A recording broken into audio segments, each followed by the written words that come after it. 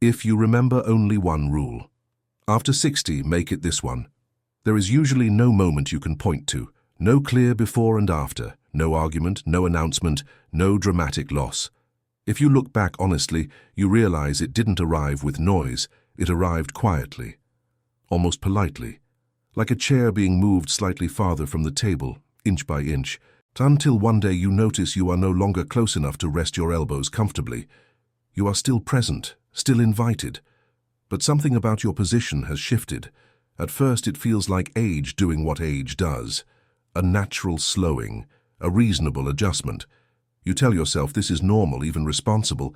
You accept it because it doesn't feel like theft. It feels like accommodation, like someone holding a door for you that you could still open yourself, but don't mind them opening this time. You don't argue with courtesy. You don't resist concern.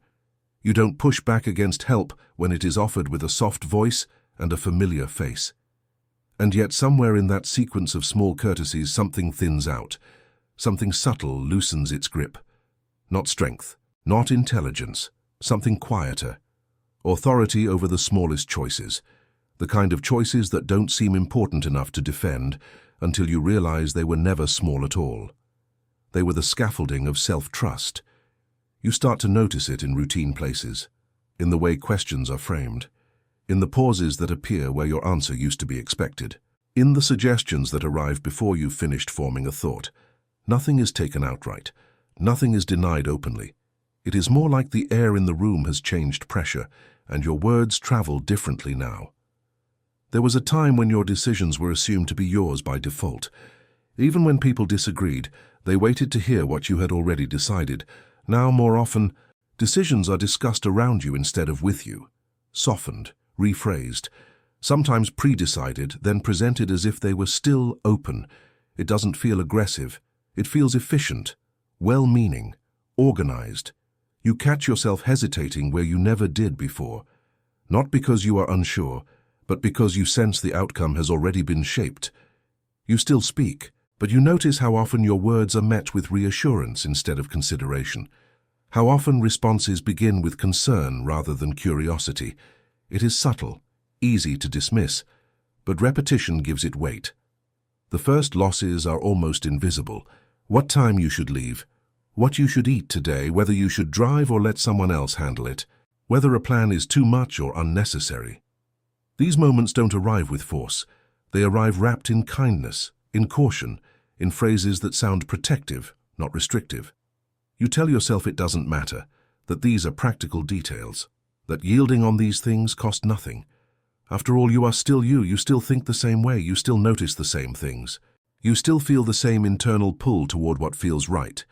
But there is a faint distance now between that inner signal and the final action. At some point, you become aware of a new internal calculation, not whether something is right for you, but whether it will be questioned, whether it will worry someone, whether it will be judged as unnecessary risk. You start to pre-edit yourself, not out of fear exactly, out of consideration, out of a desire to avoid friction. You tell yourself this is maturity, peacekeeping, wisdom, but the cost accumulates quietly. You notice it when you no longer say certain things out loud because they will be dismissed as stubbornness. When your preferences are described as habits, when your certainty is reinterpreted as resistance. You notice it when you agree faster than you need to, just to keep the room calm. When you sense relief in others when you comply, and a subtle tension when you don't. Nothing about this feels cruel. That is what makes it dangerous. It feels reasonable. It feels like the world adjusting to you, not pushing you out. It feels like care. But care has a way of becoming a current. And if you don't notice it early, you can drift farther than you intended without ever choosing to move. You may remember a time when your presence changed the tone of a room, when your opinion didn't need justification, when people adjusted themselves around your decisions, not the other way around.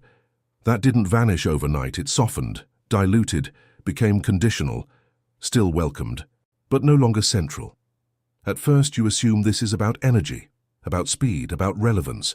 You tell yourself that younger people naturally take over certain roles, that this is how generations rotate responsibility.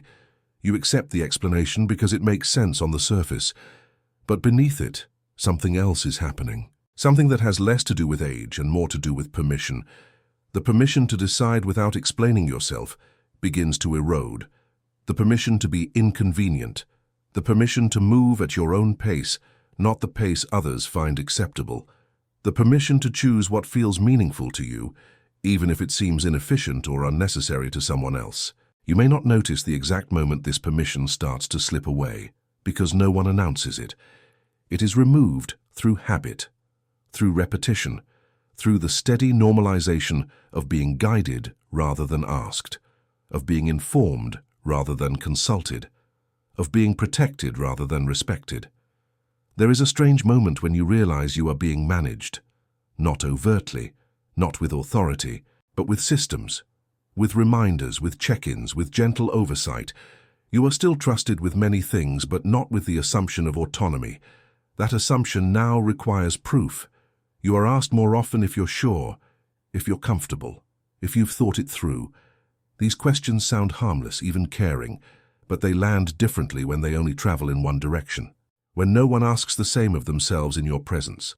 When your certainty is treated as something that needs monitoring, you begin to sense that your role has subtly changed. From decider to participant, from driver to passenger, from authority to experience. Experience is respected. Authority is negotiated. This is not announced. It is felt. You feel it in the way people lean forward slightly when you disagree, as if preparing to manage the disagreement rather than explore it. In the way your no is sometimes met with explanations instead of acceptance. In the way your yes is sometimes treated as surprising. You may find yourself wondering when this shift occurred. You replay conversations in your mind. You look for a moment where you gave something away, a single concession that opened the door. But it wasn't one moment. It was a pattern, a series of small agreements that seemed harmless in isolation. And still, nothing feels broken. That is the most unsettling part. Your life still functions. Your days still move forward. People are still around. You are not isolated, not abandoned, not ignored. You are included, cared for, considered. But something essential has gone quiet. It is the sense that your inner authority moves unchallenged into the world, that what you decide internally translates directly into action externally. That alignment between thought and action begins to blur. You notice a gap, small at first, easy to overlook, but persistent. You start to feel like you're explaining yourself more often than before, not because you owe explanations, but because they are expected. You notice how often you soften your language, add qualifiers, preempt concerns. You shape your decisions so they appear reasonable to others before they are true to you. This is not submission, it is adaptation. That is why it happens so easily. Humans are adaptive, especially when they want to remain connected, especially when they don't want to be perceived as difficult or ungrateful.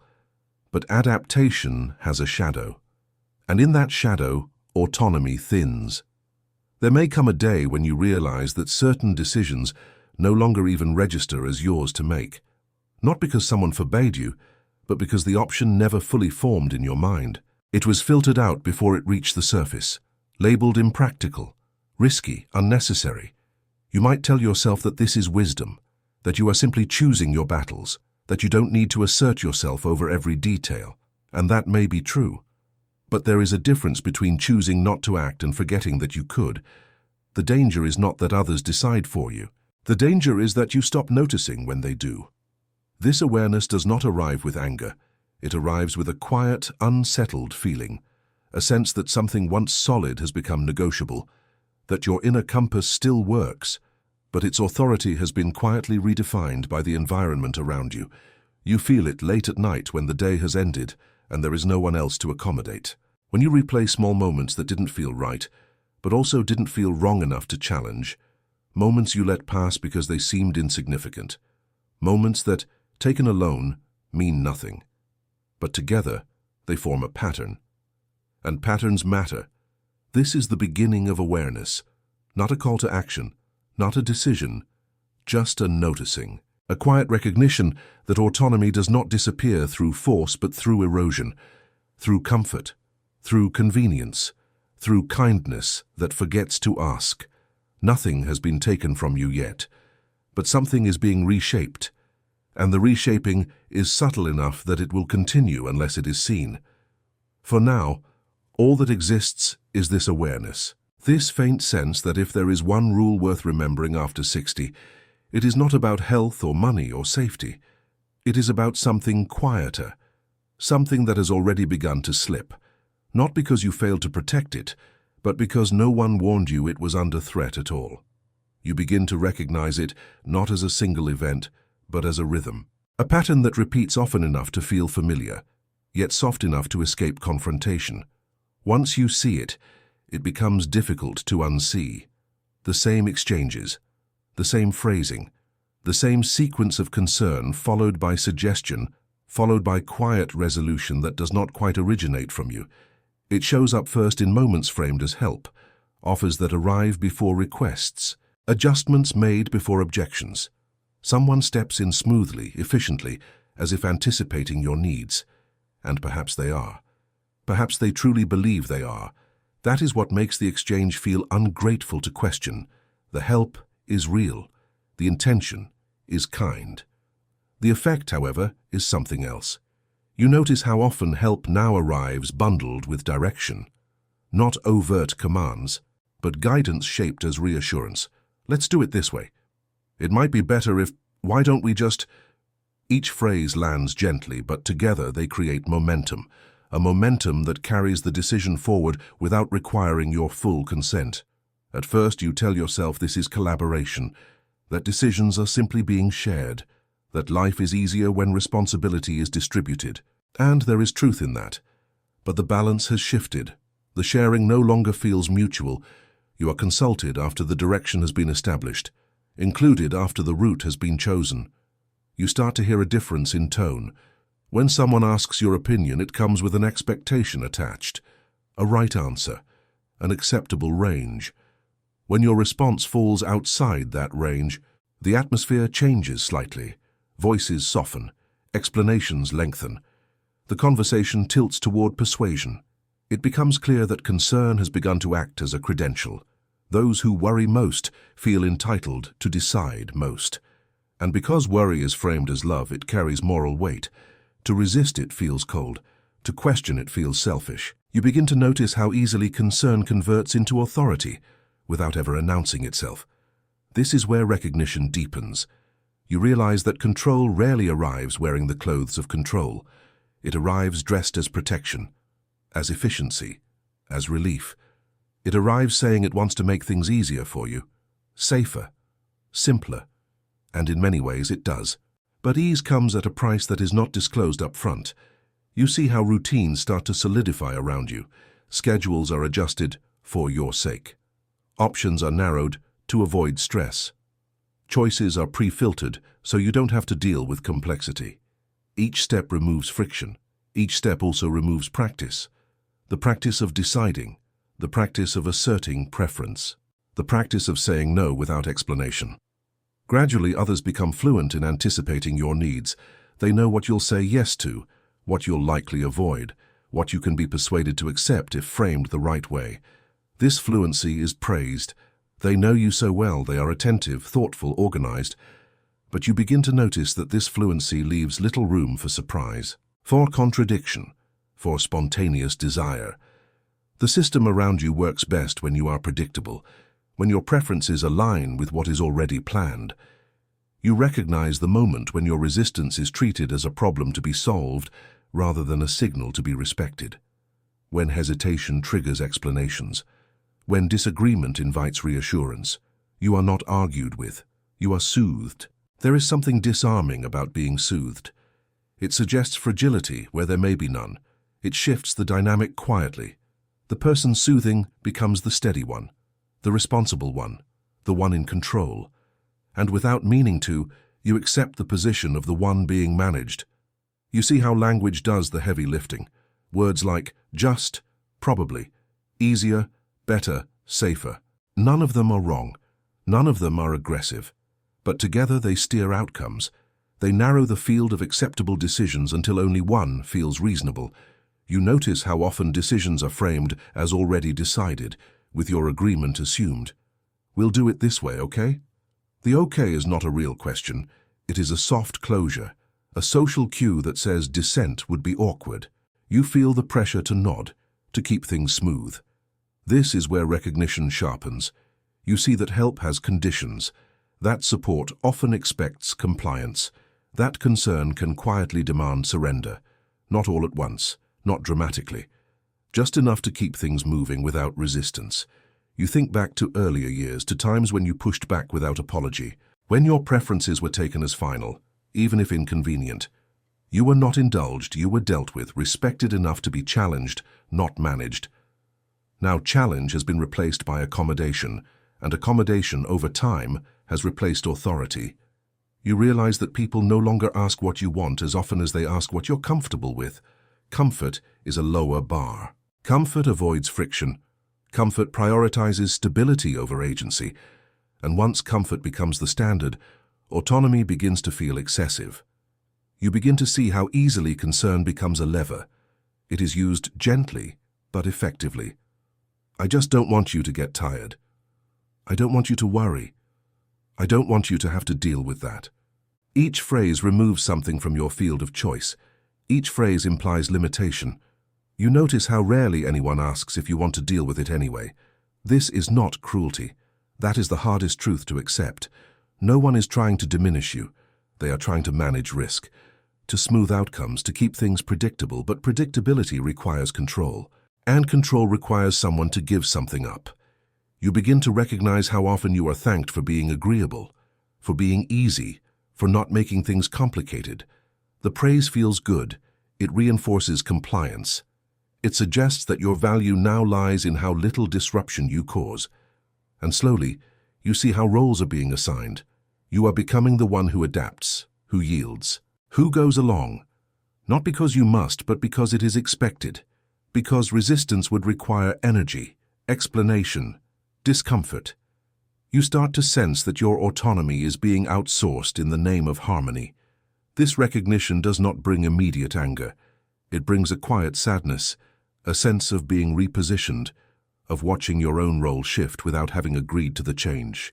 You are still included but no longer central, still respected but no longer deferred to. You see how often your opinions are met with phrases that signal finality disguised as agreement. I know, followed by a redirection. Your point acknowledged, then bypassed. You are heard but not followed. You recognize that being heard is not the same as being consulted. There is a moment when you realize that if you do not actively reclaim certain decisions, they will continue to be made for you. Not because others are malicious, but because systems favor efficiency. And efficiency favors centralized control. You begin to see how easily your own habits have contributed, how often you have chosen the path of least resistance, how often you have accepted arrangements because they worked well enough, how often you have avoided asserting preference to preserve peace. This recognition is uncomfortable because it implicates you without blaming you. You were not careless, you were considerate, you were cooperative, you were human. But consideration, when unbalanced, becomes surrender. You notice now how often your consent is assumed rather than requested, how plans are presented as fate's accomplice, how your role is to agree, adjust, or gently object within narrow limits. You feel the boundaries, even if they are never stated. And once you feel them, you understand that autonomy is not taken in dramatic moments. It is transferred through patterns, through repetition, through the normalization of being guided. This is the recognition phase, not yet loss, not yet clarity. Just the seeing, the naming of the pattern, the understanding that help, when it stops asking, becomes control. That concern, when it stops listening, becomes authority. You are not powerless yet, but you are no longer unaware, and that awareness changes the weight of every small decision going forward. There comes a point when recognition settles into something heavier, not sharp, not explosive, just dense. A weight that doesn't press all at once, but stays. You begin to feel it in places that used to feel neutral. Conversations that once passed easily now leave a residue. Not anger, not resentment, something closer to displacement. You realize you are no longer addressed the same way. The shift is subtle, almost courteous. Words are chosen carefully around you now. Sentences are softened, padded, rounded at the edges. There is an assumption beneath them that you require handling, that your reactions need managing, that your certainty might be brittle. You notice how people explain things to you that you already understand, not out of arrogance but out of habit. They speak slowly, carefully, as if translating. You nod, not because you agree, but because interrupting feels unnecessary. You let it pass, but it leaves its mark. This is where loss begins to take shape, not as absence, but as alteration. You are still present, but the role has shifted. You are no longer the one whose judgment anchors the situation. You are the one whose judgment is accommodated. You feel it when people talk about you in the third person while you are still in the room, not rudely, casually. As if your presence no longer requires recalibration, you become part of the context instead of the source. There is a strange loneliness in that. Not the loneliness of being alone, but of being slightly out of alignment, of occupying a space that looks familiar but no longer responds the same way. You sense it when your preferences are remembered, but not prioritized. When people say they know what you like, but proceed differently anyway. When your taste is treated as personal rather than authoritative, as something to consider, not to follow. You notice how often decisions are justified to you now, not debated, explained, as if the decision has already been made and the explanation is meant to help you accept it. You are not being convinced. You are being settled. This is a quiet kind of loss because nothing is openly denied. You are not told you cannot decide. You are simply not positioned to decide. The architecture around you has changed. Paths are laid out. Doors are opened for you, but only to certain rooms. You feel the emotional weight of being repositioned. It shows up in the way you hesitate before speaking, not because you doubt yourself, but because you sense your words will not carry the same force. You begin to conserve energy, to speak only when it feels worth it. Silence becomes economical. You notice how your silence is sometimes interpreted as agreement, how your restraint is read as consent. You correct this occasionally, gently. But you also let many things pass, because constantly reasserting yourself feels exhausting, and exhaustion accelerates loss. You become aware that your independence is now measured differently, not by your capacity, but by your compliance. You are considered doing well when you don't disrupt plans, when you adapt smoothly, when you don't insist. There is grief in this, even if it doesn't announce itself as grief. It is the grief of being gradually translated into a different role without being asked, of watching your authority dissolve into something more symbolic than practical. You feel it when people thank you for being flexible, for being understanding, for not making things difficult. These compliments land strangely. They imply that difficulty would be inappropriate, that firmness would be a problem. You realize that you are being managed not because you are incapable, but because management is easier than negotiation, easier than listening, easier than uncertainty. You feel the loss most clearly when you remember moments from earlier in life when your decisions created consequences that others adapted to. When people reorganized around your choices, when your no was final, when your yes carried weight. Now, consequences are softened before they reach you, edges are rounded, outcomes are curated, you are protected from friction. And in that protection, something essential is dulled. You are spoken to differently, not disrespectfully, carefully, as if the goal is to avoid unsettling you. But being unsettled is not the same as being harmed. You know this. You have lived long enough to know the difference, yet the distinction is no longer honored. You notice how often your emotional range is subtly restricted, how anger is discouraged, how firmness is reframed as stress, how intensity is interpreted as fatigue. You are allowed calm, you are allowed gratitude. Other emotions are quietly redirected. This is not about being silenced, it is about being smoothed. You feel the loss when your inner life remains vivid, complex, sharp. But the outer world responds to you as if that complexity has narrowed, as if your inner authority has faded along with your physical age, as if experience has made you fragile rather than formidable. There is a quiet humiliation in being underestimated by kindness, in being reduced without being insulted, in being protected from challenges you are still capable of facing, you begin to feel like a guest in your own life. Not unwelcome, just accommodated. Your presence considered but not commanding. You notice how often plans are made to minimize your involvement rather than maximize your agency. How solutions are designed to keep you comfortable rather than engaged. How your role is to receive rather than to direct. This loss is cumulative. Each small repositioning adds up. Each time you let something slide because it isn't worth the effort, a small piece of authority slips further away. Not because you gave up, but because the system learned it could proceed without you. You begin to understand that dignity fades before strength, that by the time strength is questioned, dignity has already been compromised. You are still capable, but you are no longer assumed to be, and that assumption matters. You feel it in the way your decisions are double-checked, in the way your plans are contingency planned, in the way your independence is spoken about as something fragile that must be preserved rather than something solid that simply exists. You are managed instead of consulted. This is the loss. Not dramatic, not cruel, just steady. A slow relocation of authority away from you and into the hands of those who mean well. And the hardest part is this. You are expected to be grateful for it. Grateful for the concern, grateful for the help, grateful for the protection, grateful for the smoothing of your edges. But gratitude, when it replaces consent, becomes a kind of silence. You begin to feel that silence growing. Not empty, heavy, filled with things you no longer say because saying them would require reclaiming ground you are tired of defending. This is where the weight settles, where recognition becomes loss, where you understand that autonomy has not been taken from you in one act, but diluted through many. And you are left with a quiet question that has no immediate answer. Not yet. How much of yourself has already been repositioned without your permission? There is a moment when the weight stops pressing and starts clarifying, not because anything changes around you, but because something settles inside you. The noise quiets.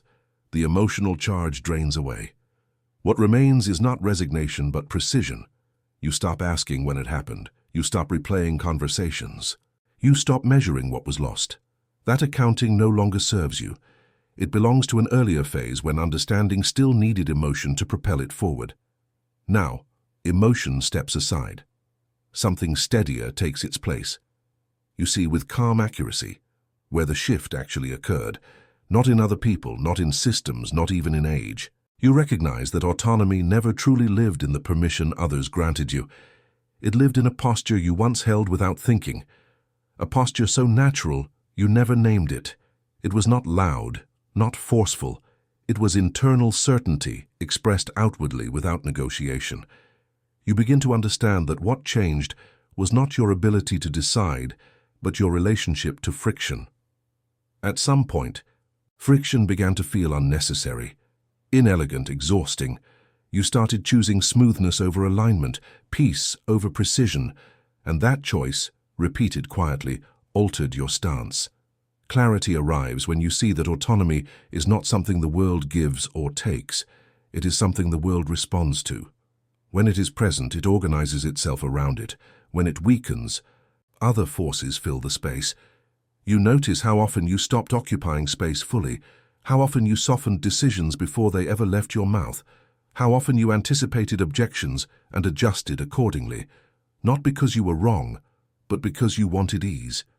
You realize now that ease has a cost structure. You see that the people who decide around you are not stronger than you. They are simply more willing to tolerate tension, more willing to sit in disagreement, more willing to let discomfort exist without resolving it immediately. That willingness creates gravity. Clarity sharpens when you recognize that dignity is not defended through confrontation, but through consistency.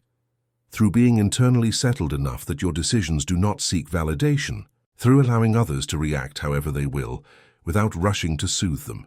You see that what could not be taken from you without consent was never strength or intelligence. It was authorship. Ownership of the internal moment where decision becomes decision, not suggestion. You understand now that autonomy collapses the moment you begin negotiating with imagined reactions, when you decide based on how others might feel rather than what is true for you. when you adjust preemptively. This is not rebellion, it is alignment.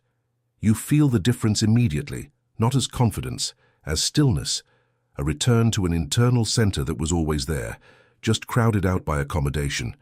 You see that nothing external needs to change for this to take hold. No conversations, no declarations, no boundary-setting speeches.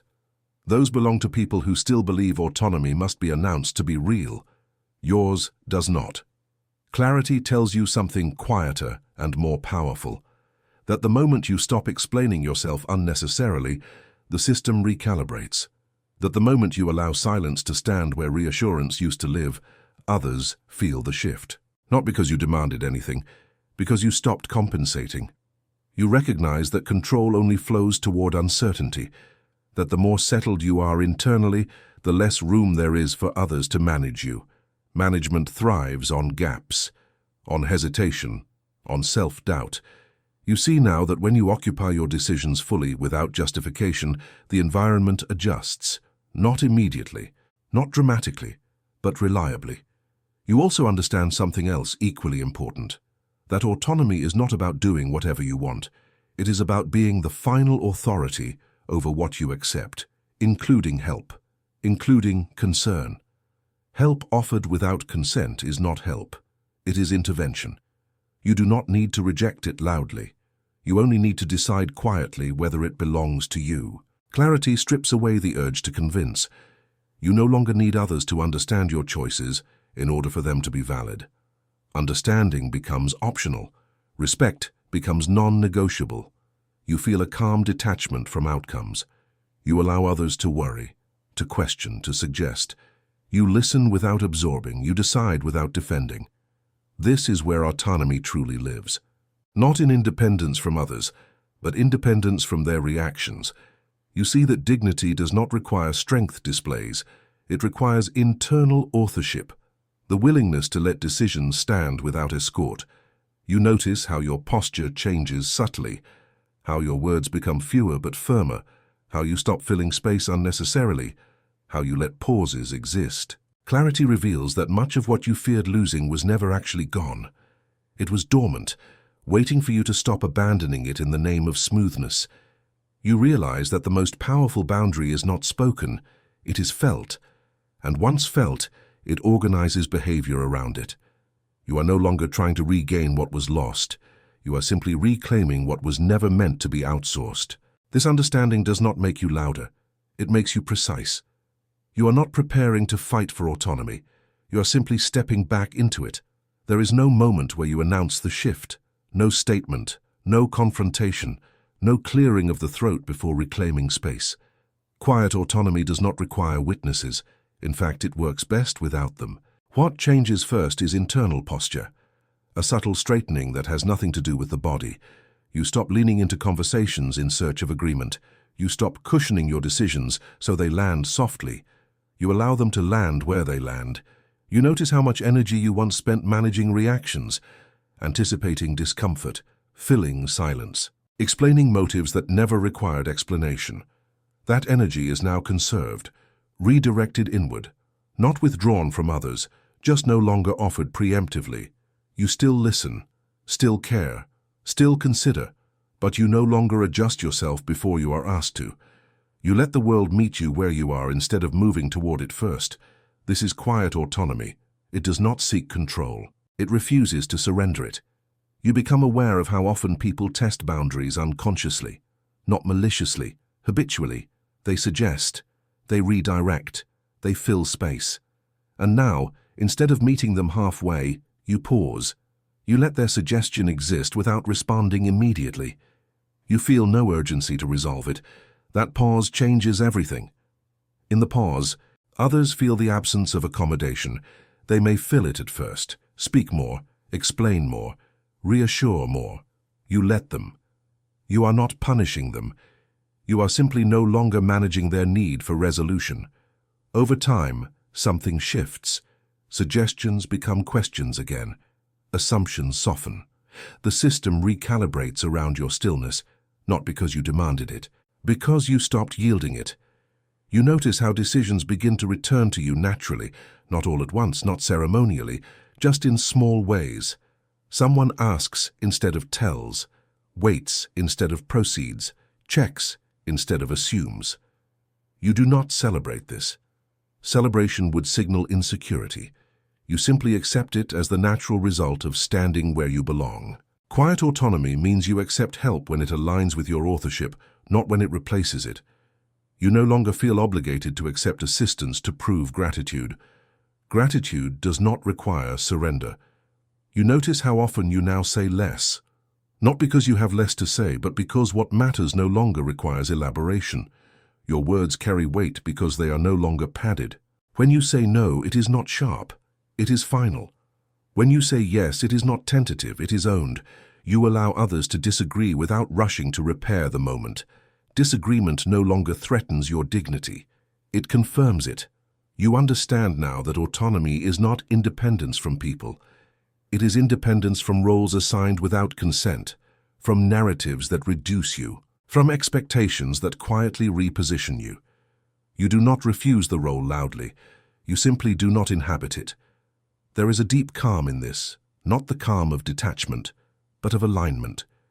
You are no longer split between what you think and what you present, between what you want and what you allow. You begin to trust yourself again, not because others validate you, but because you stop abandoning your own signal. This trust is quiet, unremarkable, but it is unshakable. You notice how the fear of being seen as difficult fades. Difficulty was never the problem. Inconsistency was. The moment you stop oscillating, others adjust. Some will resist at first, not openly, subtly. They may test, suggest again, frame concern more carefully. You recognize this without reacting. You remain steady. Steadiness outlasts strategy. You understand now why autonomy must be internal before it can be external. Anything else is performance, and performance exhausts. Quiet autonomy does not exhaust. It simplifies. You no longer track how much control you have. You no longer measure respect. Those measurements belong to a time when you were negotiating your place. You are no longer negotiating. You occupy your life again, not dramatically, practically, internally. You decide what matters. You decide what enters. You decide what leaves. This is the rule. Not spoken, not taught, remembered. That after 60, the world will slowly begin to decide for you, if you let it. Not out of cruelty, out of habit, out of comfort, out of its own need to manage uncertainty, and that the only thing it cannot take without your permission is your internal authorship, so you do not announce your autonomy. You live from it, quietly, fully, and without apology.